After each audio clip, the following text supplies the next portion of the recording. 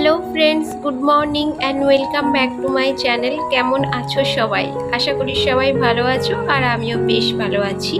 শুভপ্রিয়া ক্রিয়েশনের আর একটা নতুন ব্লগে তোমাদের অনেক অনেক স্বাগত। যে যেখান থেকে আমার এই ব্লগটা দেখছো তাদের অনেক ভালোবাসা আমার এই ছোট্ট ব্লগে। বন্ধুরা, পুরো ব্লগটা দেখার অনুরোধ রইল।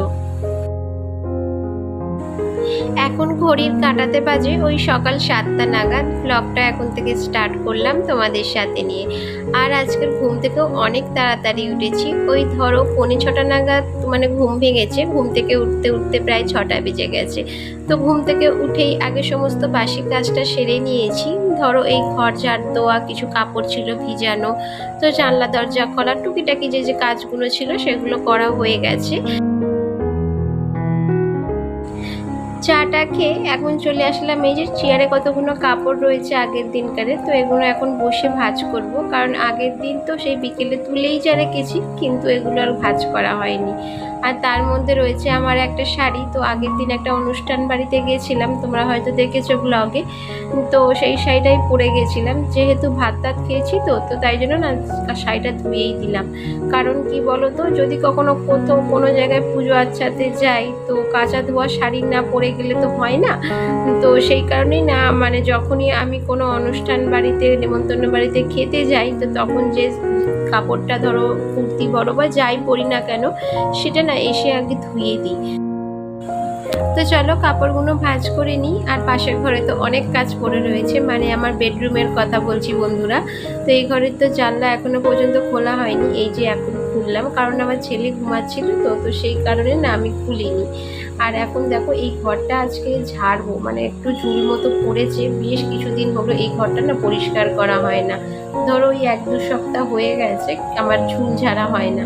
তাই বেশ ভালোই টুকটাকি না ঝুল দেয়ালে লেগে রয়েছে, তাই জন্য আমি ঝুল ঝাড়ু ব্যবহার না করে এই ঝাড়ুটা দিয়ে একটু ভালো করে পরিষ্কার করছি। জানো, আমি দেখেছি যে ঝুল ঝাড়ু দিয়ে পরিষ্কার করলে না অতটাও মানে ঝুল যেতে চায় না, কিন্তু এইরকম ছোলার ঝাড়ু যদি ব্যবহার করি তাতে খুব তাড়াতাড়িভাবে না পরিষ্কার হয়ে যায়। আজকে সকালে ঘুম থেকে উঠে ভেবেই নিয়েছি বন্ধুরা যে এই ঘরটাকে আমি একটু ভালো করে ডিপ ক্লিন করব, মানে এই ঝুল টুল ছেড়ে সমস্ত ফার্নিচার একটু ভালোভাবে পরিষ্কার করব। আর পাখাটা না আমি কিছুতেই নাগাল পাচ্ছি না বন্ধুরা যে ঝাড়বো, তাই জন্য দেখো ঝাড়ু দিয়ে একটু ভালো করে মানে ঝেড়ে নিচ্ছি। এটা আমার বরকেই বলতে হবে করার জন্য, কারণ আমার হাইটটা তো অতটা নয়, আর আমার হাইটটা অনেকটাই শর্ট বন্ধুরা। মানে সেই কারণে কি হয় বলো তো, আমি না ফ্যান সেভাবে মানে বিছনার উপর উঠেও আমি ফ্যান পরিষ্কার করতে পারি না। তো যতটা হাত পাচ্ছি সেইভাবেই একটু ভালো করে পরিষ্কার করে নিলাম। আর এই যে আমার আলমারির মাথাটায় কি বলবো আর তোমাদের, মানে এত পরিমাণে ধুলো জমেছে, কোথা থেকে যে এত ধুলো এই আলমারির মাথাতে আসলো আমি নিজেও না যখন ঝাড়ছিলাম তখন বুঝতে পারছিলাম না। আর দেখো কি হারে ঝুল পড়ছে, আর পাশেই রয়েছে আমার ছেলে দাঁড়িয়ে, দেখো কিভাবে ঝুল।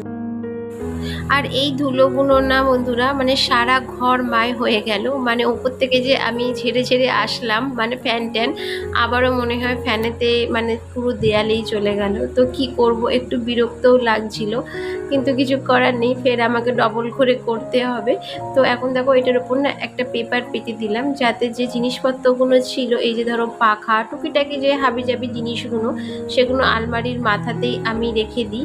কারণ কি বলতো, এই যে ধরো মশা মারা ব্যাটটা পাখাটা রাখার কারণ হচ্ছে আমার ছেলে না এগুলো হাত পেলেই মানে নষ্ট করে ফেলে, তো সেই জন্য আলমারির মাথাতে তো হাত পাবে না, তো সেই কারণেই ওপরে রাখা। আর এই যে দেখো ঝুলগুলো না সব ওপর, মানে আলমারিটা যে ছেড়েছিলাম ওপরটা, তো সেই ঝুলগুলো এসে সব এই কি বলবো এই স্ট্যান্ডটার ওপর এসে পড়েছে। আর এত পরিমাণে ঝুল পড়েছে যে 2-3 বার করে আমাকে মুছতে হচ্ছে।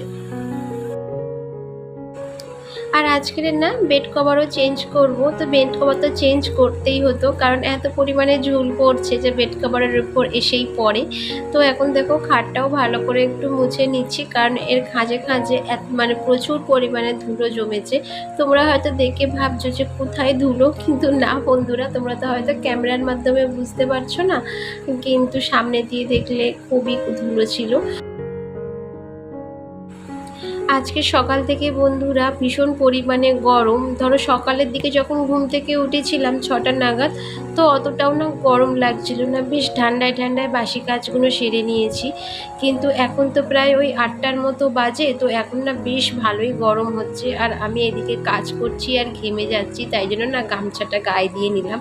কারণ কি বলো তো, গামছাটা গায়ে দিলে মানে একটু অন্তত ঠান্ডা ফিল হয়। আর আমি তো এখানে পাখা চালিয়ে কাজ করতে পারছি না, কারণ পাখা চালালেই এই ঝুলগুলো আবার মানে সারা ঘর হয়ে যাবে।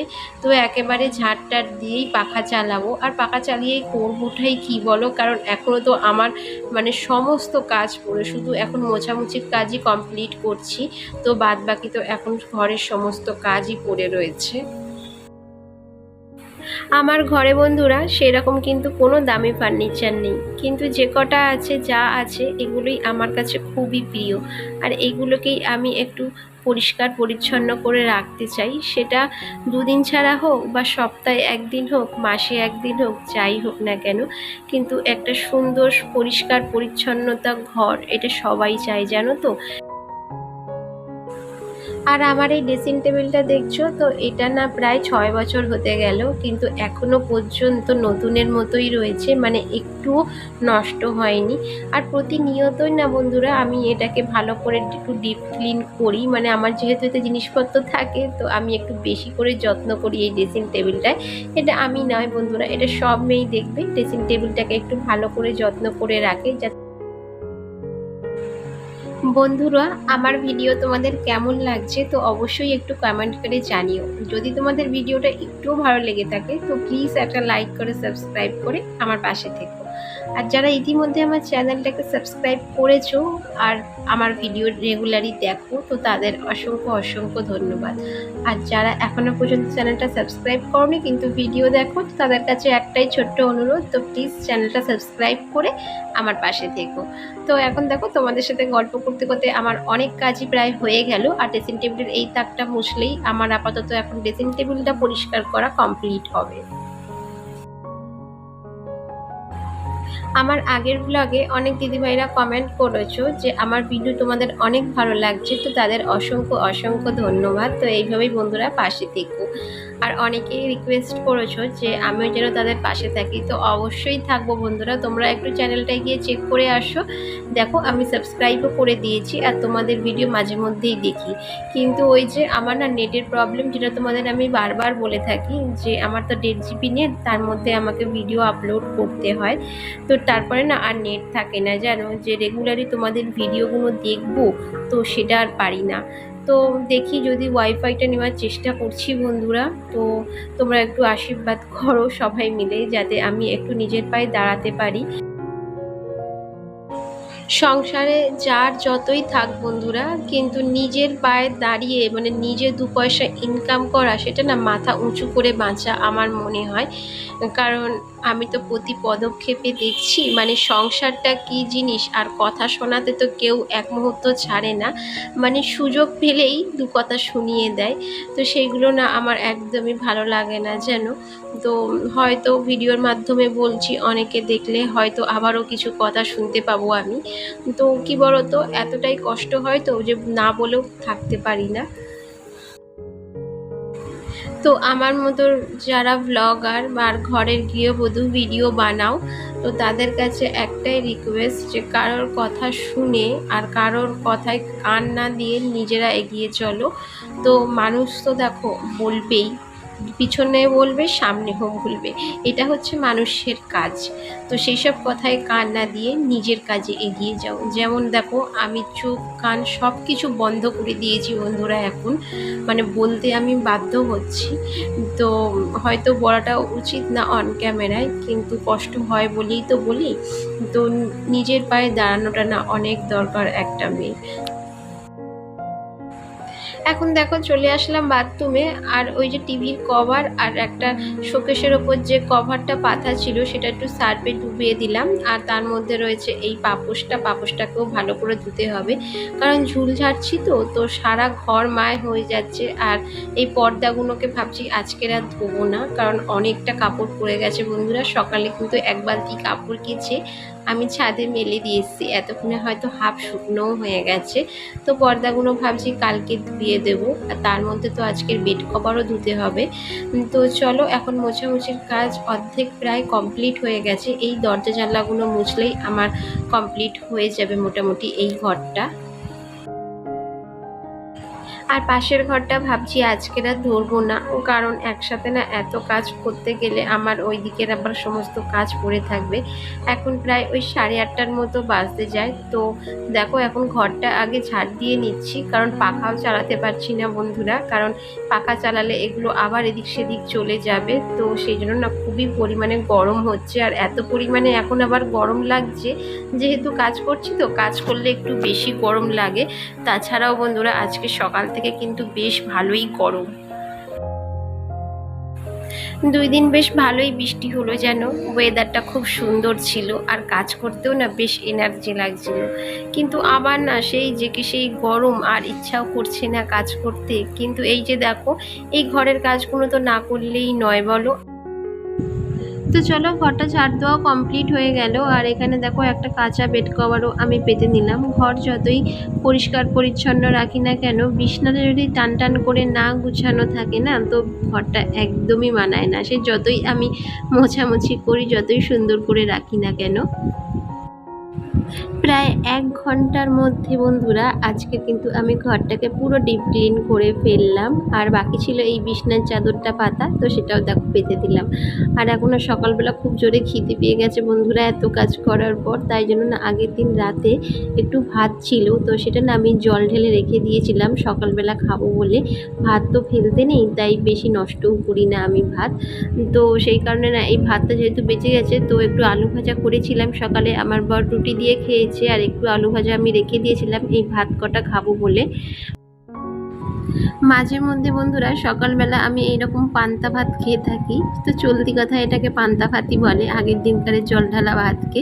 তো বেশ ভালোই লাগে গরমে খেতে বন্ধুরা, তোমরাও হয়তো নিশ্চয়ই খাও, আর আমি তো প্রায়ই খাই, কিন্তু তোমাদের ভিডিওর মাধ্যমে আর দেখানো হয় না।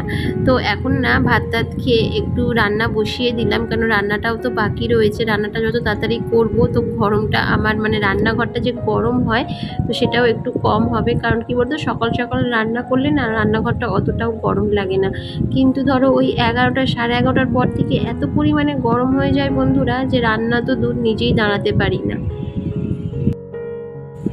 আর আজকেরে বেশি কিছু রান্না করব না, কারণ ও তো বাজারে যায়নি আজকেরে। তো আজকেরে এই যে সজনে ডাঁটা ছিল আগের দিনকারে, তো মসুরের ডাল দিয়ে করছি, আর কটা ডিম সিদ্ধ করব, তো ডিমের কারি বানাবো, আর ভাতে ভাবছি একটু আলু সিদ্ধ দিয়ে দেবো। ব্যাস, এই হচ্ছে আজকের আমাদের দুপুরের লাঞ্চ।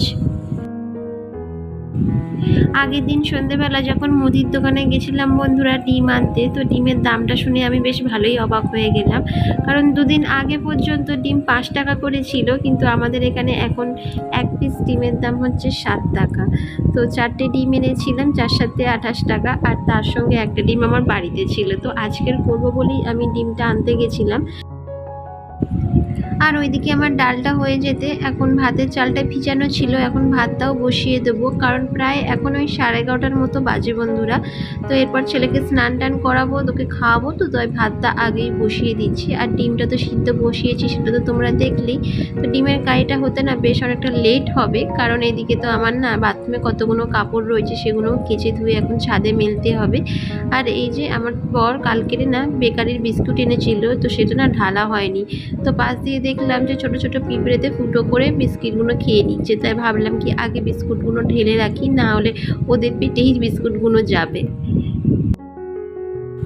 আর চায়ের সাথে না বন্ধুরা আমরা কিন্তু এই বেকারির বিস্কুট খাই না, চায়ের সাথে আমরা নোনতা, মেরি এই সমস্ত বিস্কুটই খাই। আর এই যে বেকারির বিস্কুটটা দেখছো, এটা মাঝে মধ্যে খিদে পেলে তখন খেয়ে থাকি। ধরো সকালে ব্রেকফাস্ট বানাতে দেরি হচ্ছে, বা অনেকটা সকালে ব্রেকফাস্ট করে নিয়েছি, রান্না করতে করতে ধরো খিদে পেলো, তো তখন 2-1টা করে এইভাবেই খেয়ে থাকি।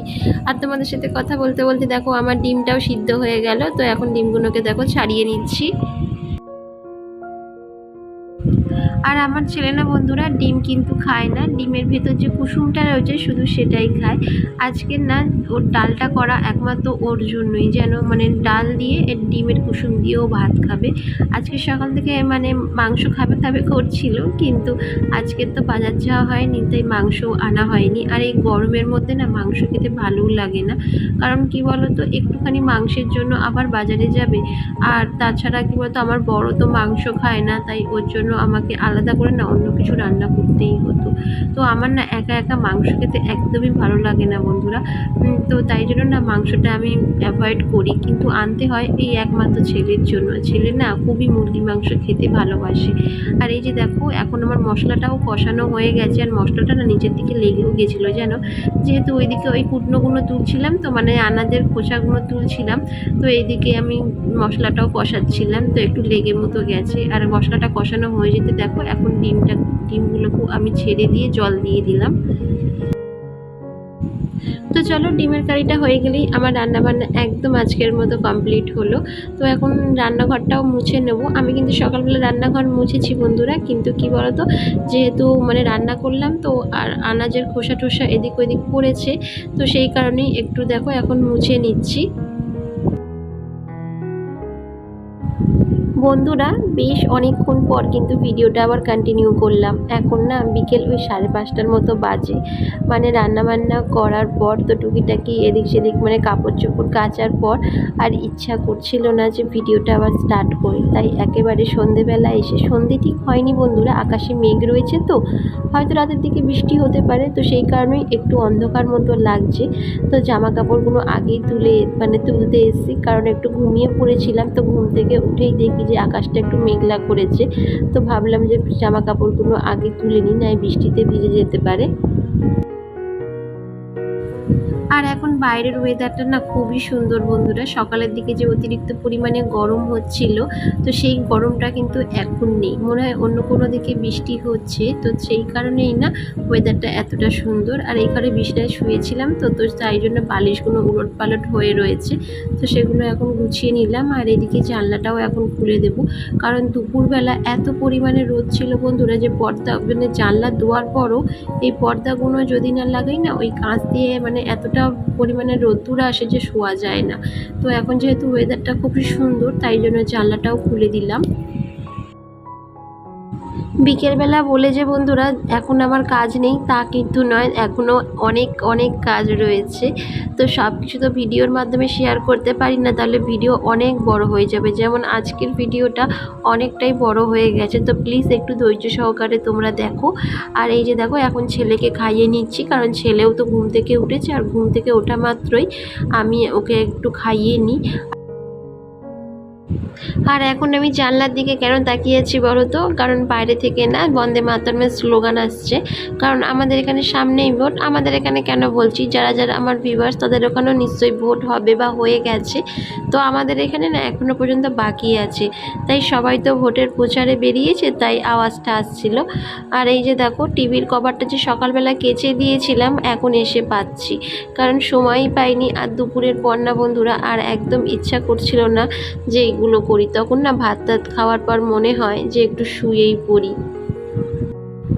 বন্ধুরা আজকের ভিডিওটা হয়তো একটু বড় হয়ে গেল, তো প্লিজ তোমাদের কাছে একটাই অনুরোধ, একটু ধৈর্য সহকারে দেখো।